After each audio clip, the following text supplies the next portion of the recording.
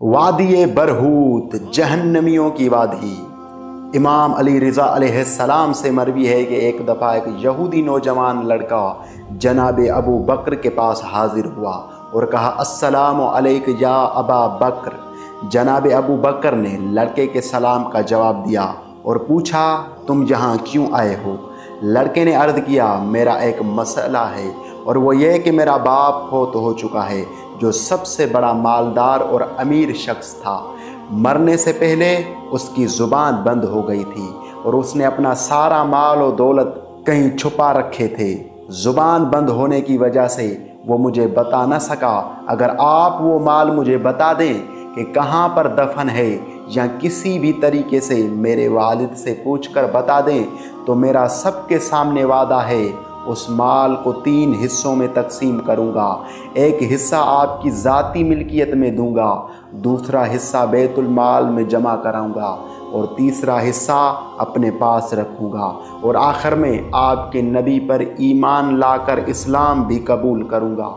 यहूदी लड़के की ये अजीब बातें सुनकर जनाब अबू बकर ने लड़के को झिड़क कर कहा, ए यहूदी, यहाँ से दफ़ा हो जाओ, मैं कौन सा इल्म गैब जानता हूँ। उसके बाद वो लड़का जनाब उमर बिन खत्ताब के पास हाजिर हुआ, उसे भी वही सारा वाक़या सुनाया। उमर बिन खत्ताब ने वाक़या सुनने के बाद वही जवाब दिया जो अबू बकर ने दिया था। दूसरे दिन वो यहूदी लड़का फिर से मस्जिद में हाजिर हुआ। इत्तफाक से उस दिन मस्जिद में अमीरुल मोमिनीन अली अलैहिस्सलाम भी मौजूद थे। जैसे ही उस यहूदी लड़के की मौला अली अलैहिस्सलाम पर नज़र पड़ी तो फ़ौरन हाजिर खिदमत होकर कहा, अस्सलामु अलैक या अमीरुल मोमिनीन।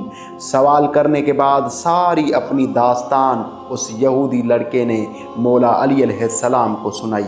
उस पर जनाब उमर बिन खत्ताब ने उस यहूदी लड़के को कहा, ए यहूदी नौजवान, कल तूने तो अबू बकर को न अमीरुल मोमिनीन कहकर सलाम किया न खलीफा रसूल, लेकिन आज तू अली को अमीरुल मोमिनीन कहकर सलाम कर रहा है। उस पर यहूदी नौजवान ने जवाब दिया, यहूदी होना और बात है, लेकिन मैंने हयात रसूल में हर मुसलमान की ज़ुबान से यही सुना था कि अली अमीरुल मोमिनीन है, और मैंने ये भी मुसलमानों से ही सुना था कि अमीरुल मोमिनीन का लक़ब अली को रसूल ने दिया है। जहाँ तक खलीफा रसूल होने का ताल्लुक़ है तो वो भी हमें मुसलमानों ने बताया था कि रसूल ने अपना खलीफा और जानशीन अली अलैहिस्सलाम को बना दिया है। मैं तो एक यहूदी हूँ, मैंने जो कुछ भी मुसलमानों से सुना है उसी के मुताबिक अमल किया है। और रही सुनने की बात, तो मैं आपको एक राज की बात बताता हूँ। हमारे अजदाद और आबा की पुरानी किताबों में लिखा है कि आखिरी नबी मोहम्मद होगा और उसका जानशीन और खलीफा अली होगा और वही अमीरुल मोमिनीन होगा। मौला अली अलैहिस्सलाम बिल्कुल आराम से ये गुफ्तगू समाअत फरमा रहे थे। ये गुफ्तगू सुनने के बाद मौला अली अलैहिस्सलाम ने यहूदी नौजवान को हुक्म दिया, इन सब बातों को छोड़ दो, आप जो अपना ज़ाती मसला लेकर आए हो क्या उसको पूरा करोगे या नहीं? लड़के ने बड़े अदब से अर्ज़ किया, क़िबला में अल्लाह और मलाइका और यहाँ पर तमाम लोगों को गवाह बना कर कहता हूँ, जो मैंने वादा किया है उसे ज़रूर निभाऊँगा।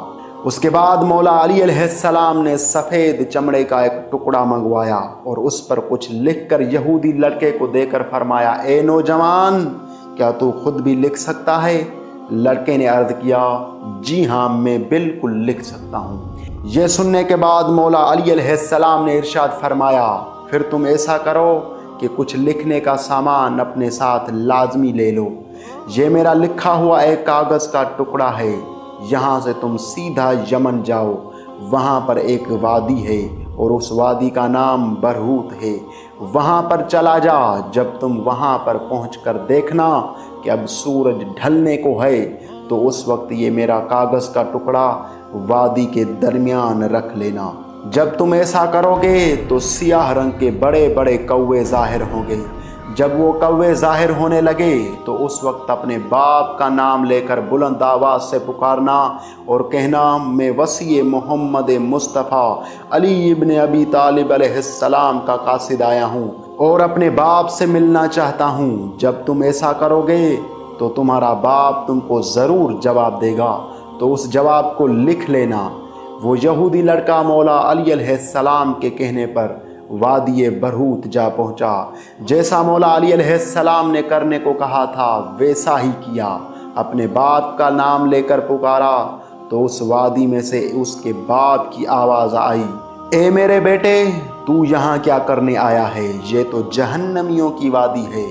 اس کے بعد لڑکے نے عرض کیا، میرے بابا آپ فوت ہو گئے اور مجھے یہ تک نہ بتایا کہ مال کہاں پر دفن ہے، میں ایک ایک پائی کو ترس گیا ہوں۔